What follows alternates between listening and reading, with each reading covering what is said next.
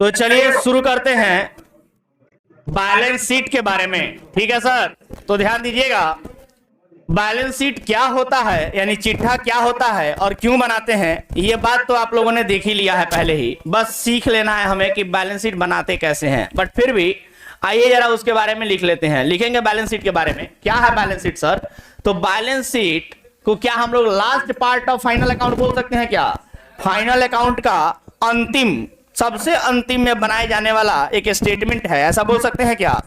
तो balance sheet is the last part of final account बोल सकते हैं। चलिए मेरे साथ साथ लिखना शुरू कीजिए। Balance sheet is the last part, is the last part of final account, या फाइनेंशियल स्टेटमेंट भी लिख सकते हैं, है कि नहीं? फाइनेंशियल स्टेटमेंट जिसको बनाया जाता है, ये फाइनेंशियल स्टेटमेंट का लास्ट पार्ट है जिसको बनाया जाता है, विच इज प्रिपेयर्ड, विच इज, सभी लोग लिखेंगे विच इज प्रिपेयर्ड, जिसको बनाया जाता है। क्यों बनाया जाता है sir? To know, which is prepared to know, जिसको बनाया जाता है क्या जानने के लिए? Which is prepared to know the financial position, क्या जानने के लिए sir? Financial position of the business, financial position of the business, यानी बिजनेस का फाइनेंशियल पोजीशन जानने के लिए हम लोग बनाते हैं। बिजनेस का फाइनेंशियल पोजीशन जानने के लिए हम लोग क्या बनाते हैं? बैलेंस शीट बनाते हैं। क्या बनाते हैं सर? बैलेंस शीट बनाते हैं। क्लियर है बात? बोलो ना। हाँ, balance sheet is the last part of financial statement which is prepared to know the, अच्छा एक बार ज्यादा हो गया, चलो ठीक है, एक को मिटा देते हैं। Which is prepared to know the financial position of the business, यानी बिजनेस के फाइनेंशियल पोजीशन को जानने के लिए हम लोग इसको बनाते हैं। कोई डाउट किसी को? बोलो कोई डाउट? बिजनेस के फाइनेंशियल पोजीशन को जानने के लिए हम लोग बनाते हैं बैलेंस शीट। अब फाइनेंशियल पोजीशन को जानने के लिए, तो ये फाइनेंशियल पोजीशन क्या होता है सर? तो फाइनेंशियल पोजीशन मींस, लिखो कि फाइनेंशियल पोजीशन का अर्थ क्या होता है, तो लिखेंगे financial position means, financial position means का मतलब है, means to know about, to know about किसके बारे में जानना सर?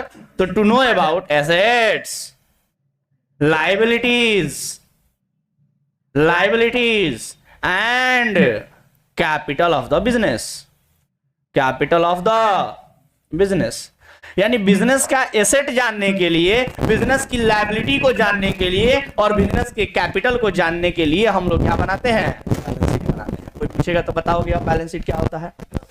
बैलेंस शीट क्या होता है, कोई पूछेगा तो बताओगे क्या कि बैलेंस शीट क्या है सर? तो फाइनल अकाउंट का लास्ट पार्ट है। क्या है?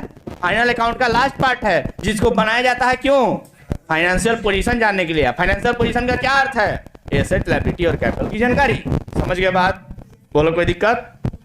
तो चलो सीखते हैं कि फाइनेंशियल स्टेटमेंट, यानी सॉरी फाइनेंशियल स्टेटमेंट का जो सबसे लास्ट पार्ट है जिसको बैलेंस शीट हम लोग कह रहे हैं, ये बैलेंस शीट हम लोग बनाते क्यों हैं? ये बैलेंस शीट हम लोग बनाते क्यों हैं, आइए जानते हैं। सॉरी, बनाते कैसे हैं, क्यों बनाते हैं, ये तो पता चल गया। आइए अब सीखते हैं format, format of balance sheet. आइए जानते हैं कि बैलेंस शीट बनाते कैसे हैं, बैलेंस शीट बनाते कैसे हैं। बैलेंस शीट बनाते कैसे हैं, लिखो format of balance sheet. Format कैसे होता है सर बैलेंस शीट का? तो लिखेंगे बैलेंस शीट का फॉर्मेट लिखा जाता है इन द बुक्स ऑफ, सबसे पहले हेडिंग बनाएंगे ना जी, इन द बुक्स ऑफ। किसके बुक में बना रहे हैं उसका नाम लिख देंगे, या तो बिजनेस का नाम होगा या बिजनेस मैन का नाम होगा, या तो बिजनेस का नाम होगा या तो बिजनेसमैन का नाम होगा। तो in the books of dash dash dash, जिसका भी नाम होगा उसका नाम लिख देंगे। उसके नीचे लिखा जाता है बैलेंस शीट। क्या लिखा जाता है? बैलेंस शीट लिखा जाता है। और उसके नीचे लिखा जाता है एज ऑन, एज ऑन, यानी किस डेट को? किसी एक खास और निश्चित डेट को बनाया जाता है, तो वो खास और निश्चित डेट यहां पर लिख दिया जाएगा। आपको बता दें कि sir exam point of view से ये जो बात बहुत जरूरी है, क्योंकि फाउंडेशन में यही सवाल तो कल पूछा था सर। कल जो फाउंडेशन का एग्जाम देके बच्चे आए हैं, उनको एग्जाम पेपर हम देखे, उनमें यही क्वेश्चन पूछा हुआ था सर कि फाइनल अकाउंट जो है, फाइनल अकाउंट में जो ये trading account, profit and loss account, balance sheet है, ये उसमें से ट्रेडिंग और profit and loss account for the year ended बनाया जाता है। फॉर द ईयर इंडेड का अर्थ हुआ कि एक पर्टिकुलर पीरियड के लिए बनता है, यानी कि समय के लिए बनता है, इतने समय के लिए बन रहा है। लेकिन बैलेंस शीट एज ऑन का मतलब होता है किसी खास निश्चित डेट को बनता है, पर्टिकुलर डेट को बनता है, समझ रहे हो बात। लेकिन trading and profit and loss account वो परफॉर्मेंस दिखाता है ना। परफॉर्मेंस किसी एक दिन का थोड़ी होता है सर, परफॉर्मेंस तो पूरे समय का होता है, पूरे साल का होता है। एक दिन में परफॉर्मेंस थोड़ी पता चलेगा किसी का, परफॉर्मेंस पूरे साल का होता है सर बिजनेस का। तो इसीलिए trading and profit and loss account for the period बनता है, लेकिन balance sheet for a particular date बनता है, यानी कि एक निश्चित डेट को, एक खास निश्चित डेट को बनता है। लॉजिक समझ गए? बोलो ना जी। कोई पूछेगा कि बताओ balance sheet for the period बनता है या फिर किसी निश्चित डेट को बनता है, तो क्या कहोगे आंसर? निश्चित डेट को बनता है, समझ गए। इसीलिए क्या लिखा जाता है? एज ऑन लिखा जाता है। एज ऑन का मतलब किस दिन बना रहे हैं, उस दिन का डेट कंसीडर किया जाता है, यानी बैलेंस शीट हम किसी भी दिन बना सकते हैं। समझ में आ गया क्या? बोलो। बट सामान्य तौर पे बैलेंस शीट तभी बनता है जब trading and profit and loss account बन गया हो, ठीक है। क्योंकि उसी में से जो trading and profit and loss account से जो नेट प्रॉफिट निकल के आता है, उस नेट प्रॉफिट का काम यहाँ पर पड़ता है बैलेंस शीट में, ठीक है सर। तो आइए हम लोग खींचते हैं फॉर्मेट, कैसे बनाते हैं बैलेंस शीट का फॉर्मेट, आइए जानते हैं। सभी लोग मेरे साथ साथ फॉर्मेट खींचेंगे फटाफट। देखिए फॉर्मेट, देखिए लाइन कोशिश करना है स्केल से खींचने का, समझ गए बात।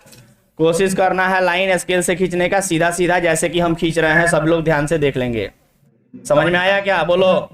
तो ये आपका हो गया। और एक और बात सबसे इंपॉर्टेंट सुनिए, ये एक साइड को बोलते हैं लायबिलिटीज, ये होता है अमाउंट, फिर इधर होता है एसेट, और फिर होता है अमाउंट। आपको एक इंपॉर्टेंट बात बता दे, सबसे ज्यादा इंपॉर्टेंट, कि सर ये लायबिलिटी और एसेट जो हम लिख रहे हैं, ध्यान दीजिएगा, आपको बता दे कि बैलेंस शीट में डेबिट और क्रेडिट साइड नहीं होता है। नहीं होने का रीजन ये है कि बैलेंस शीट कोई अकाउंट नहीं है। सुनिए ध्यान से, बैलेंस शीट एक स्टेटमेंट है, बैलेंस शीट कोई अकाउंट नहीं है। क्योंकि जो डेबिट क्रेडिट होता है वो किसी अकाउंट में होता है। कहां होता है डेबिट क्रेडिट?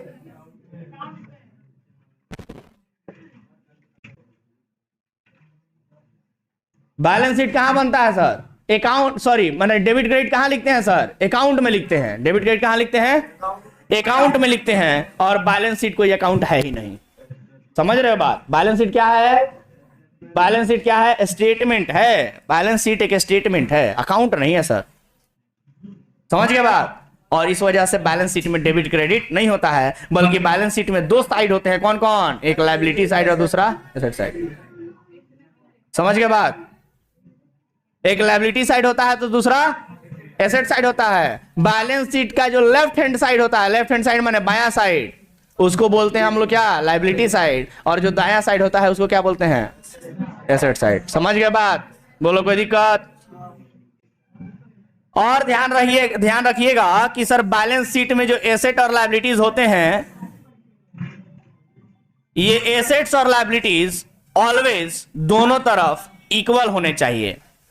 एसेट और लायबिलिटीज दोनों तरफ हमेशा क्या होने चाहिए? इक्वल, यानी बराबर होना चाहिए। आप लोगों को मैंने अकाउंटिंग इक्वेशन भी पढ़ाया है, लेखांकन समीकरण, याद है क्या? लेखांकन समीकरण में भी तो हम लोग यही प्रूफ करते थे ना।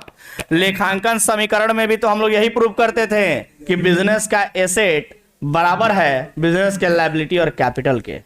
बिजनेस का संपत्ति जो है, व्यवसाय का जो संपत्ति है, वो बिजनेस के दायित्व और पूंजी के बराबर है। यही तो प्रूफ करते थे ना हम लोग लेखांकन समीकरण चैप्टर में, बोलो ना।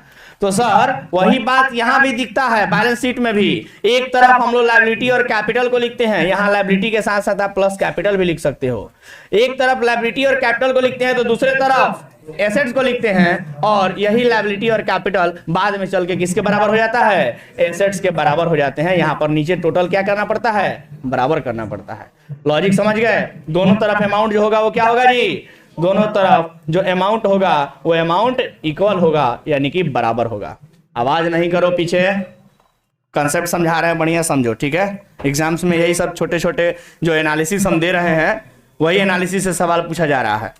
जो लोग ध्यान नहीं देंगे वो सिंपल सिंपल सवालों का जवाब देके नहीं आ पाएंगे। क्योंकि अभी कल का ही हम पेपर देखे हैं फाउंडेशन का, सर ये सब जो एनालिसिस हम व्याख्या दे रहे हैं, इन्हीं व्याख्याओं से सवाल पूछे जा रहे हैं। इसलिए लेक्चर को सुनना बहुत जरूरी है। लिखने केवल लिख लिए उतना से काफी नहीं है सर। जो लेक्चर हम दे रहे हैं उसको सुनिए, काफी ज्यादा इंपॉर्टेंट है, क्योंकि सवाल वहीं से बन रहे हैं। ठीक है, इसलिए ध्यान रखिए, लिखने के बाद शांति से मेरे बातों को सुनिए। ठीक है, तो चलिए एसेट साइड में सारे के सारे एसेट जो भी आप जानते हैं, सारे के सारे एसेट्स को लिख दीजिए लाइन से, सारे के सारे एसेट्स को लिख दीजिए। तो चलिए बोलना शुरू कीजिए, कौन कौन सा एसेट आप लोग जानते हैं? कैश, बैंक, बोलो, मशीन, लैंड, बिल्डिंग, डेटर, बोलो, फर्नीचर, और बोलो मोटर। अच्छा, मोटर कार लिख देते हैं, ऐसा देखने को मिलता है किताबों में। और बोलो, very good, goodwill, trademark, patent, बोलो ना, कॉपीराइट, और बोलो, और बोलो। तो कैश लिख तो दिए हैं, कैश को ही कैश इन हैंड बोल देंगे हम लोग। और बोलो, बैंक लिख दिए हैं तो कैश एट बैंक कहलाएगा। और बोलो, और कोई एसेट बोलेगा? बोलो ना जी, स्टॉक लिख दे, वेरी गुड। चलो, क्लोजिंग स्टॉक उसको बोलेंगे, क्योंकि ओपनिंग स्टॉक कहां दिखाते हैं? ट्रेडिंग अकाउंट के डेबिट साइड, याद है? ट्रेडिंग अकाउंट हम लोग पढ़े तो वहां दिखाते हैं। तो चलो जल्दी से बोलो, स्टॉक, स्टॉक का मतलब यहां क्या बोलोगे? स्टॉक का मतलब यहां क्लोजिंग स्टॉक से है। किससे है? लाइव स्टॉक भी लिख सकते हो, एक तो पहले क्लोजिंग स्टॉक लिख देते हैं। लाइव स्टॉक का मतलब जानते हो क्या होता है? मान लो कि तुम बिजनेस कर रहे हो और अपने बिजनेस में मान लो कि देहात के बिजनेसमैन हो, मान लो गांव देहात के, और तुम रखे हो गाय, भैंस, बकरी, ये सब भी रखे हो, एंड दैट वो भी क्या है आपके लिए? एसेट ही है, संपत्ति ही है। उनको हम लोग लाइव स्टॉक बोलते हैं, क्योंकि वो जिंदा है। जिंदा, लाइव माने जिंदा, तो लाइव स्टॉक कहते हैं उनको। क्या कहते हैं? Live stock. तो वो भी आपके लिए एसेट है, लिख दो लाइव स्टॉक। और कोई कुछ बोलेगा? और कोई एसेट किसी को मालूम है? बोलो, बिल्स रिसीवेबल, जिसको शॉर्ट में हम लोग बीआर बोलते हैं, बिल्स रिसीवेबल। और बोलो, और कोई बोलेगा एसेट? Loose tools. और बोलो, अरे इक्विपमेंट्स को बोले जाते हैं लूज टूल्स। इक्विपमेंट माने उपकरण तरह तरह के नहीं होते हैं, सलाई रिंच हो गए मान लो, समझ रहे हो बात? Loose tools. और बोलो, और बोलो, और किसी को याद है? कोई एसेट के बारे में मालूम है? बोलो। चलो ETC डाल देते हैं, तुम्हारा ही बात मान ली है। चलो, तो इस लाइन को थोड़ा और बड़ा कर लिया जाए ना जी। चलो ध्यान दो,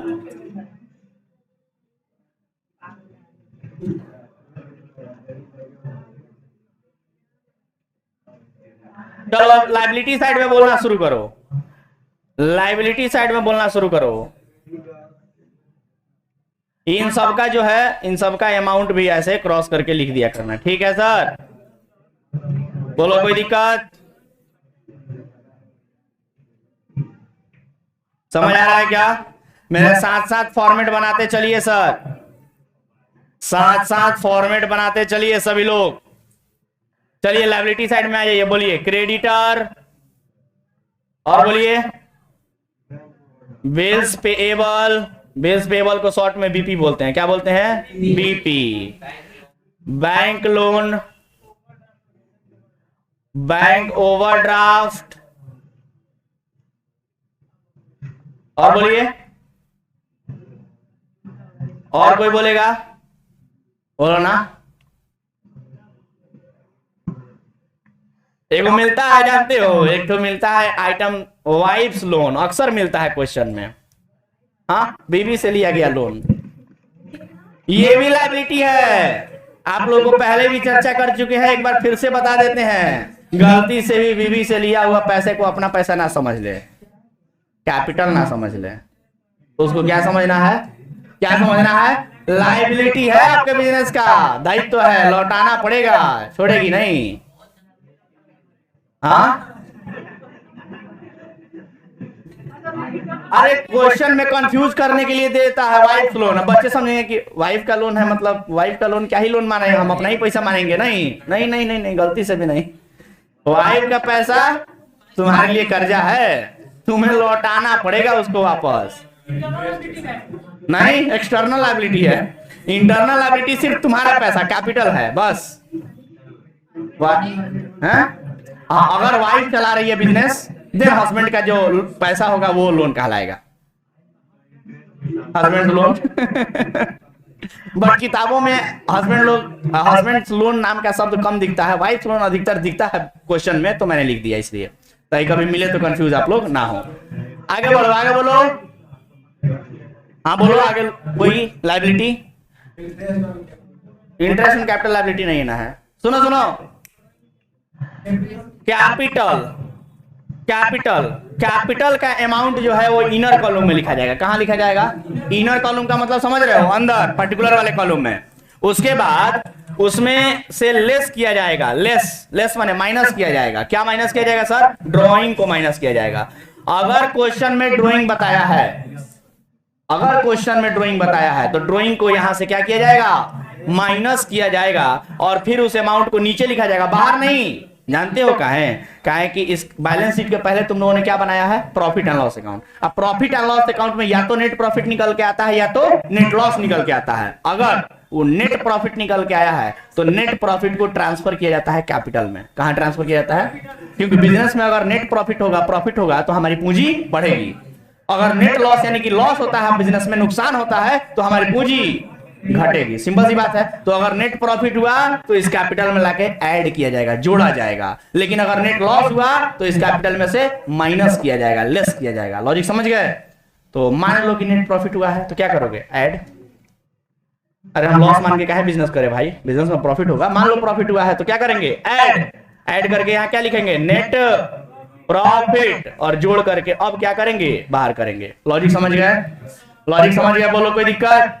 चलो, अब सारे के सारे आइटम लगभग हम लोगों ने लिख दिया है, और लास्ट में क्या किया जाएगा? बोलो, लास्ट में बैलेंस शीट दोनों तरफ इक्वल कर दिया जाएगा। टोटल दोनों तरफ लायबिलिटी साइड का भी जोड़ा जाएगा और एसेट साइड का भी जोड़ा जाएगा। ऑलवेज रिमेंबर, ध्यान रखिएगा हमेशा कि बैलेंस शीट का दोनों साइड यानी एसेट साइड बराबर होना चाहिए, ऑलवेज लायबिलिटी साइड का। कभी भी गलती से कोई ऐसा नहीं करेगा कि एक साइड का जोड़ दिए वही दूसरी तरफ लिख दिए, बिल्कुल भी नहीं। ऐसा कोई काम नहीं करेंगे। बैलेंस शीट में ऐसा काम नहीं करेंगे। और कहीं कर सकते हैं, ट्रेडिंग अकाउंट में कर सकते हैं, प्रॉफिट एंड लॉस में, क्योंकि उसमें प्रॉफिट ऐसे ही निकलता है। लेकिन यहाँ कुछ निकालना नहीं है सर, यहाँ बस आपको यही प्रूफ कर देना है कि आपका टोटल एसेट टोटल लायबिलिटी और कैपिटल के बराबर है। लॉजिक समझ गए? तो हमेशा एसेट साइड का भी टोटल जोड़ा जाएगा और लायबिलिटी और कैपिटल साइड का भी टोटल जोड़ा जाएगा, और जोड़ने के बाद देखा जाएगा कि दोनों तरफ बराबर आ रहा है कि नहीं आ रहा है। समझ गए बात?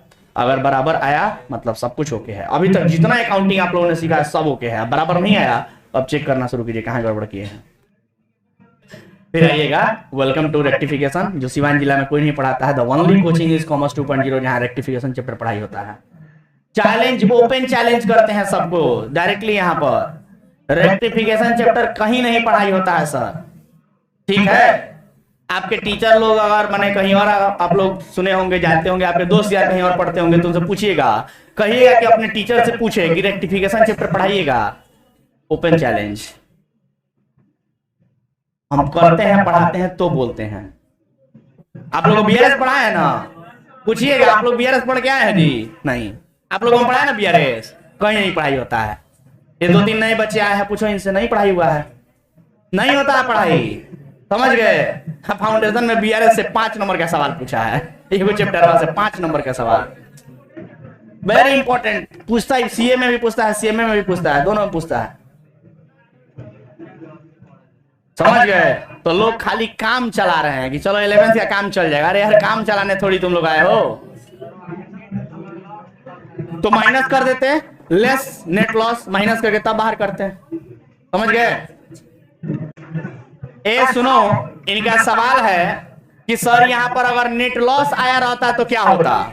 नेट प्रॉफिट जो लिखे हैं उधर जवाब देने का कोशिश करो। जो नेट प्रॉफिट आया है तो हम लोगों ने वहां लिखा है जिस प्रकार से, अगर नेट लॉस आया होता तो क्या होता? लेस कर देते हैं। कोई दिक्कत? चलो अब जल्दी से आ जाओ, क्वेश्चन करते हैं हम लोग, ठीक है? जल्दी निकालो, क्वेश्चन करते हैं। बुक का क्वेश्चन निकालो। किसी ने क्वेश्चन भेजा था हमको? किसी ने क्वेश्चन भेजा था? तो चलिए क्वेश्चन निकाले। क्या क्वेश्चन निकाले, कोई बताएंगे?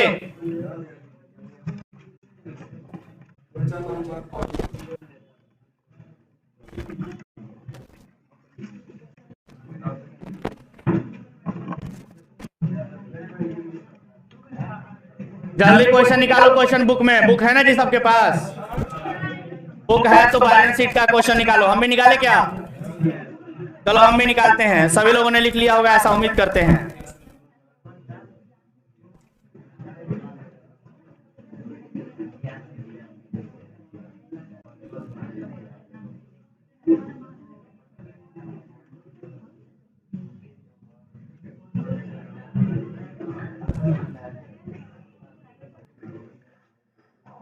चलो ध्यान दो।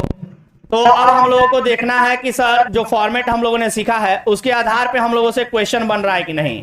तो आइए शुरू करते हैं। क्वेश्चन नंबर, बोलो ना जी, कितना नंबर क्वेश्चन है बैलेंस शीट का? Question number 14। तो शुरू करते हैं। लिखो क्वेश्चन नंबर 14 लिखा है इन द बुक्स ऑफ, बताओ किसके बुक में बनाना है? In the books of Diwakar enterprises, Diwakar enterprises, in the books of Diwakar enterprises. क्या बनाना है हम लोग को? बैलेंस शीट बनाना है।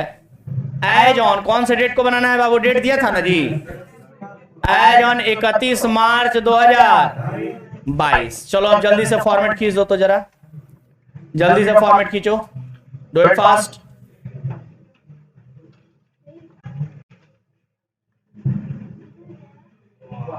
जल्दी करो, जल्दी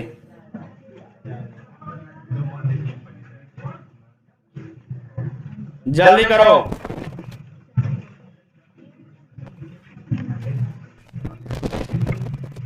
जल्दी जल्दी, शांति से बैठ जाओ।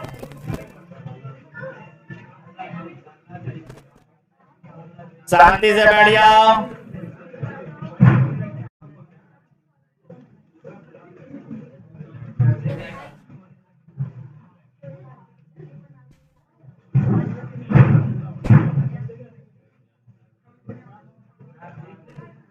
चलो जल्दी जल्दी हेडिंग बनाओ। क्वेश्चन नंबर 14 बना रहे हैं। लायबिलिटी, जल्दी जल्दी निकालो, कॉपी लिखना शुरू करो। पीछे एक तो तुम लोग लेट से आ रहे हो, ऊपर से बातें शुरू, तो ऐसे ही लिखना शुरू करो। चलो थैंक यू। चलो देखो क्वेश्चन नंबर 14 ये रहा आपके स्क्रीन के सामने, दिख रहा है क्या? सबसे पहला आइटम लैंड एंड बिल्डिंग, बोलो कहां लिखेंगे? Asset side. Furniture, asset side, जल्दी जल्दी बोलो तो। बुक निकालो, क्वेश्चन नंबर 14 निकालो, 14 बोलो। अमाउंट कितना था? 1 लाख। अगला आइटम बोलो। फर्नीचर। अगला आइटम बोलो। फर्नीचर कितना रुपया है? 20,000। अगला आइटम ऑफिस इक्विपमेंट, बोलो कितना रुपया? 50,000। अगला आइटम बोलो। बिल्स रिसीवेबल्स,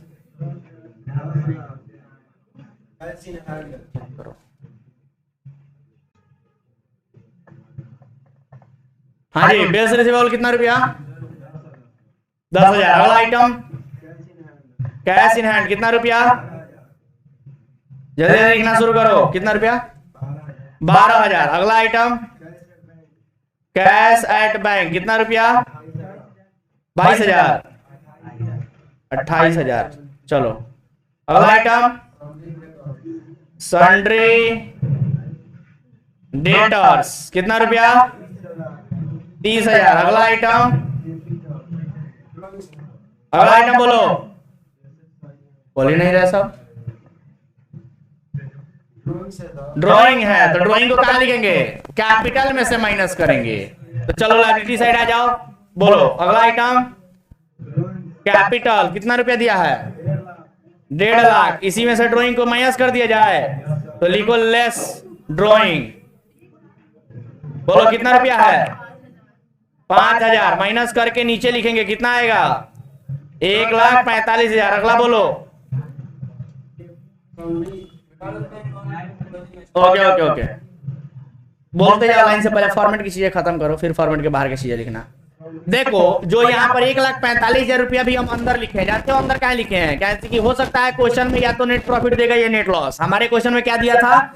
नेट प्रॉफिट दिया था, है ना सर? तो उस नेट प्रॉफिट को यहाँ लिखना पड़ेगा ना, तो ऐड करके नेट प्रॉफिट लिखना पड़ेगा, लेकिन जब वो मिलेगा तब देखा जाएगा। फिलहाल अगला आइटम बोलो, सन्ड्री क्रेडिटर। तो लिख देंगे ना यहाँ पे सन्ड्री क्रेडिटर, कितना रुपया? 40,000। देख रहे हो, एक लाइन छोड़ के लिखे है, कैसे कि वहां कुछ ना कुछ तो होगा ना जी, या तो नेट प्रॉफिट या तो नेट लॉस। अगला आइटम बोलो, बिल्स पेएबल। Bills payable 5,000। चलो अगला बोलो, बैंक लोन कितना है?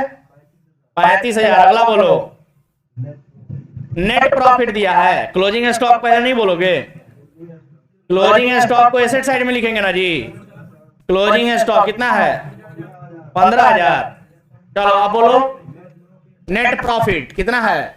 40,000। तो यहाँ कैपिटल में जोड़ोगे ना उसको, बोलो ना जी। तो लिखो ऐड नेट प्रॉफिट कितना रुपया? 40,000 और जोड़ करके बाहर करो, कितना रुपया होगा बाहर? 1,85,000 रुपया। Done sir. अब जल्दी से आप लोग, टोटल आइटम खत्म हो गया, टोटल आइटम खत्म हो गया। अब जल्दी से दोनों तरफ जोड़िए, एसेट साइड और लायबिलिटी साइड, दोनों तरफ बराबर आ रहा है कि नहीं देखिए।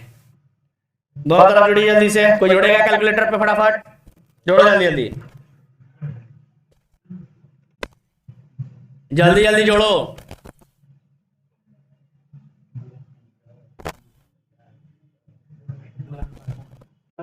किधर जोड़े? Asset side, liability side. कितना आया है? कितना आया है? 2,65,000। तो लिखो लायबिलिटी साइड, लिखो 2,65,000। लिखो 2,65,000। फिर एसेट साइड जोड़ो। कोई ये नहीं कि एक साइड का जोड़ दिए हैं दोनों तरफ लिख दिया, ऐसा नहीं होना चाहिए। 2 लाख जोड़े हो, वेरी गुड, बहुत बढ़िया। तो दोनों तरफ जोड़ना है मेरे कहने का मतलब, क्योंकि अगर एक भी रुपया भी आगे पीछे हो रहा है फिर चेक किया जाएगा कि कहाँ गलती हुआ है।